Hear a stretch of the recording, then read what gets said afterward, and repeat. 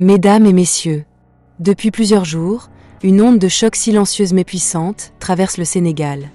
Une onde qui ne fait pas de bruit dans les rues, mais qui résonne dans tous les esprits. Une onde faite de murmures, de regards échangés, de conversations chuchotées, de spéculations brûlantes. Car au sommet de l'État, là où tout semble calme, maîtrisé, protocolaire, certains affirment que les apparences pourraient cacher une réalité bien plus troublante. Tout serait parti d'une rumeur d'abord ignorée, puis relayée, puis amplifiée, jusqu'à devenir l'un des sujets les plus commentés du moment dans les sphères politiques et médiatiques sénégalaises. Deux noms se retrouvent aujourd'hui au centre de toutes les attentions. Deux femmes puissantes, deux figures emblématiques du palais présidentiel, deux images fortes de la féminité au sommet de l'État. Absa Faye, Marie-Conne Faye, deux premières dames, deux présences, deux influences, deux styles. Mais selon de nombreuses discussions virales, des tensions profondes existeraient en coulisses. Des désaccords, des rivalités silencieuses, des incompréhensions. Et c'est une rumeur en particulier qui a littéralement mis le feu aux poudres. Selon plusieurs publications circulant en ligne, sans confirmation officielle, un échange verbal particulièrement froid aurait eu lieu dans un cadre privé du palais. Un moment décrit comme tendu, glacial, presque irréel. Certains internautes parlent de propos jugés condescendants, d'autres évoquent une humiliation. D'autres encore dénoncent une manipulation politique destinée à salir des images publiques respectées. Alors, que s'est-il réellement passé derrière les murs du palais? Sommes-nous face à une simple intox montée de toutes pièces par la machine à buzz? Ou existe-t-il réellement des fissures invisibles dans l'image d'unité que renvoie le sommet de l'État? Ce qui est sûr, c'est que le peuple sénégalais observe, analyse, commente, débat. Car lorsque les figures féminines du pouvoir sont au cœur des rumeurs, c'est toute la symbolique nationale qui vacille. Ce soir, nous plongeons dans les profondeurs de cette affaire qui secoue l'opinion. Entre rumeurs, réactions populaires, silence institutionnel et guerre médiatique. Voici l'histoire complète d'une polémique qui place le Sénégal sous tension émotionnelle. Retrouve-moi tout juste après le générique pour avoir plus de détails sur cette nouvelle spéculation qui secoue tout le Sénégal entier.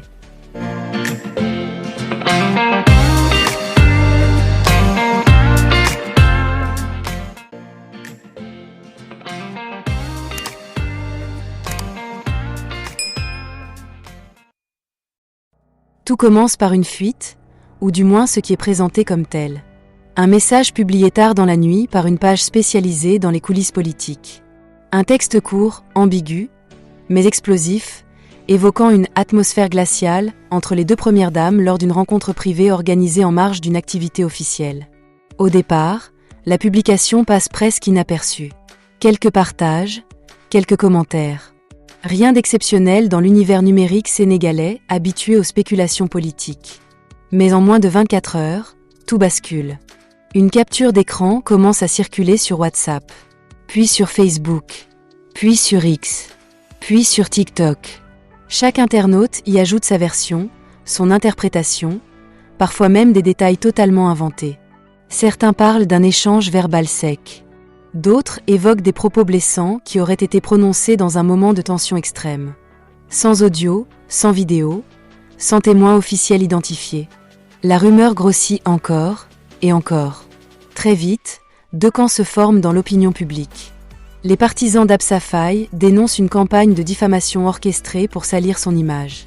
Ils rappellent son engagement social, sa discrétion médiatique, son rôle protocolaire respecté. En face, certains soutiens de Marie-Conne Faye affirment que celle-ci aurait été victime d'un manque de considération au sein du cercle présidentiel. Là encore, aucune preuve formelle. Seulement des ressentis, des analyses personnelles, des suppositions. Les influenceurs politiques s'emparent du sujet. Les lives explosent les audiences. Les titres deviennent de plus en plus sensationnels. Chaque chaîne YouTube y va de sa révélation exclusive. Mais pendant ce temps, le palais reste silencieux. Pas de communiqué, pas de démenti, pas de photos communes publiées pour calmer les tensions. Ce silence institutionnel agit comme de l'essence sur un feu médiatique déjà incontrôlable. Dans les marchés de Dakar, les discussions deviennent passionnées. Certains citoyens expriment leur déception face à l'image renvoyée. D'autres refusent de croire à ces rumeurs qu'ils jugent irrespectueuses envers deux femmes occupant des positions symboliques majeures. Des analystes politiques interviennent alors pour tempérer le débat. Ils rappellent que les premières dames africaines sont souvent la cible de récits romancés, amplifiée par les réseaux sociaux en quête permanente de scandales. Il souligne aussi un point crucial. Aucune source journalistique crédible n'a confirmé les propos évoqués dans la rumeur. Mais le mal est déjà fait. Car dans l'ère numérique, la perception compte parfois plus que la réalité. L'affaire franchit même les frontières sénégalaises. Des blogs africains relaient la polémique. Des forums internationaux s'interrogent sur une possible rivalité féminine au sommet de l'État. Pour certains observateurs, cette séquence révèle surtout la puissance destructrice des fake news modernes. Une phrase inventée peut faire vaciller des réputations construites sur des années. Aujourd'hui encore, aucune preuve tangible ne vient confirmer les accusations relayées. Pourtant, le doute persiste dans l'opinion, alimenté par l'absence d'images communes récentes, par les lectures politiques divergentes et par la fascination du public pour les coulisses du pouvoir. La vérité, elle reste enfermée derrière les portes du palais, inaccessible, silencieuse. Et pendant que les spéculations continuent d'inonder les réseaux, une question demeure dans tous les esprits. Sommes-nous témoins d'une simple rumeur amplifiée par la machine médiatique? Ou d'un malaise réel que personne n'ose exposer publiquement? Une chose est certaine.